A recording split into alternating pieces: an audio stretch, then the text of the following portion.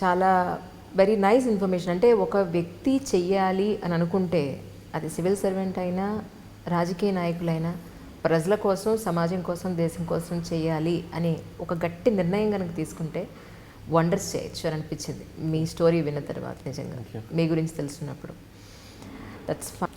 IAS కాకుండా IPS వస్తే తీసుకునేవారు? తీసుకున్నామండి. అంతేనా? ఒకటికి 4 attempts అయిపోయింది, తీసుకున్నాను. బట్ ఇంకొక అటెంప్ట్ రాసేవాడిని.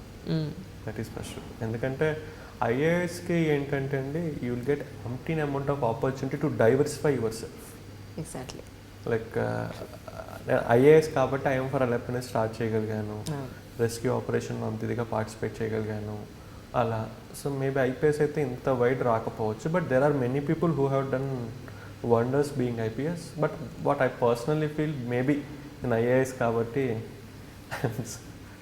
ఒక జిల్లాకు ఒకసారి పోస్ట్ చేసిన తర్వాత ఎన్నాళ్ళు ఉంటుందండి జనరల్గా? నాకు ఇది ఐడియా లేదు. యూజువల్లీ 2 years ఉంటుందండి. అవునా? I completed 1 year 2 months in Alleppey. Okay. So there are 10 more months in Alleppey.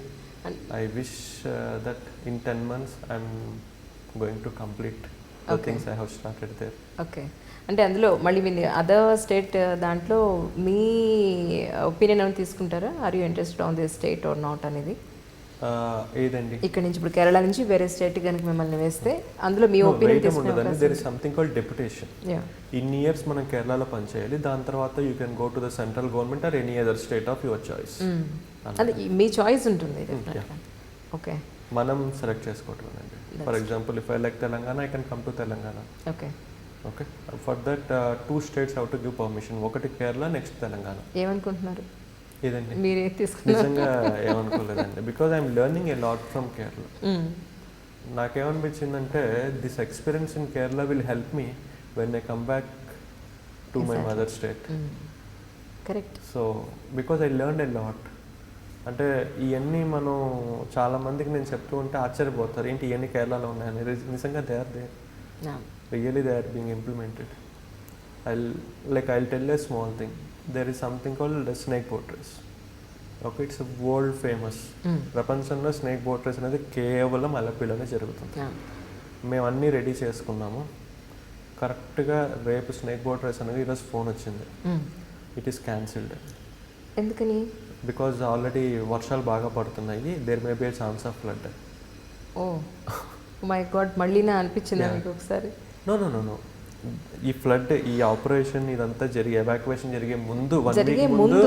Okay. So August 11th is that supposed date of Nehru trophy boat race. Okay. And August 16th 17th is the flood that happen. So అది cancel అయిందనమాట. So దాని తర్వాత మళ్ళీ 3 months తర్వాత రీసెంట్గా మళ్ళీ మనం దాన్ని చేసాము. It came very well. In fact Allu Arjun గారు దానికి చీఫ్ గెస్ట్గా వచ్చారు. అల్లు అర్జున్ గారి పేరు చీఫ్ గెస్ట్గా రాగానే అప్పటిదాకా టికెట్ సేల్ అంత డల్గా ఉన్నాయల్లా మ్యాసివ్గా టికెట్ సేల్ అయిపోయినాయి. అంటే ఐ వాస్ షాక్డ్, ఒక తెలుగు అతనికి కూడా ఇంత క్రేజా అని చెప్పేసి. Allu Arjun famously called as Mallu Arjun. So ఆయనకి దారి పొడవున ఫ్లెక్సీస్, ఓకే, జనాలు ఆయన్ని చూడటానికి 100 మంది వచ్చారు, మిగతా వాళ్ళు బోట్ రేస్ చూడటం, లైక్ అంత ఇదిగా ఆయన కోసం వచ్చారు. సో ఈ బోట్ రేస్ ఏంటి అంటే ఒక 1 lakh people ఆ బోట్ రేస్ చూడటానికి వస్తారు. ఇప్పుడు మిగతా చోట ఎక్కడ జరిగినా సరే ఆ 1 lakh people కోసం ఫెసిలిటీస్ ప్రొవైడ్ చేస్తారు. మా దగ్గర 5 protocols నేను డెవలప్ చేశాను. ఒకటి ఏంటంటే రెడ్ ప్రోటోకాల్. ఈ రెడ్ ప్రోటోకాల్ ఏంటంటే ప్రతి చోట ఒక 20 seats ముసలోళ్ళ కోసం కేటాయించాం. ఓకే. సో ఈ రెడ్ వాలంటీర్స్ అనే వాళ్ళు ఉంటారు, వాళ్ళు గేట్ దగ్గర నుంచొని ఉంటారు. సో వాళ్ళు ఈ ముసలోళ్ళని తీసుకొచ్చి వాళ్ళకి అలొకేట్ చేసిన సీట్లో కూర్చోబెడతారు. బ్లూ ప్రోటోకాల్ అని పెట్టారు.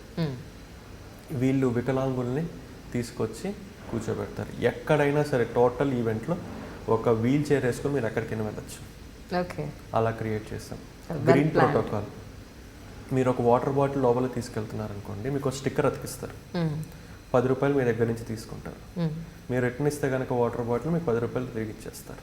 ఓకే. మీరు ఏమన్నా చిప్స్ ప్యాకెట్ పెట్టుకుంటే you are allowed to take chips packet, but will have a sticker on it and will take 10 rupees at the beginning.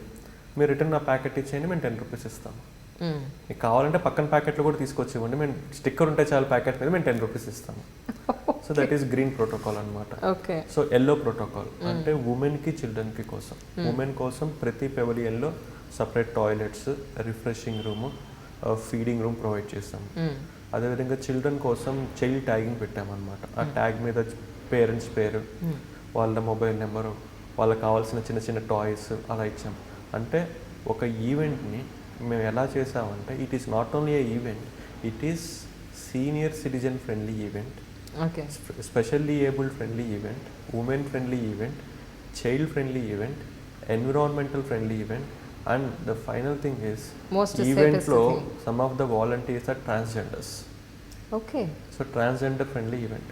అంటే నేనేమంటానంటే ఒక as an IAS I have this opportunity of seeing things different and implementing. Exactly. ఈరోజు ఈ 5 protocols అనేవి స్టేట్లో వేరే ఏది massive event జరిగినా సరే they are trying to implement this 5 protocols. So now it became a inclusive event. అంటే ఒక ఈవెంట్లో ఎంతమంది వచ్చింది కాదు, ఆ ఎంతమందిలో ఎంతమంది ముసలోళ్ళు ఉన్నారు, ఎంతమంది వికలాంగులు ఉన్నారు, ఎంతమంది పిల్లలు ఉన్నారు, ఎంతమంది ట్రాన్స్జెండర్స్ ఉన్నారు, ఎంతమంది ఆడవాళ్ళు ఉన్నారు, అది కూడా మేము లెక్కేసుకొని దాన్ని ఇంప్లిమెంట్ చేసాము. It was a massive hit.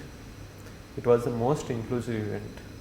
And even Allu Arjun గారు ఇవన్నీ తెలుసుకుని వాజ్ సర్ప్రైజ్డ్, ఏంటి ఇలా కూడా ఈవెంట్స్ని ప్లాన్ చేస్తారా అని చెప్పేసి.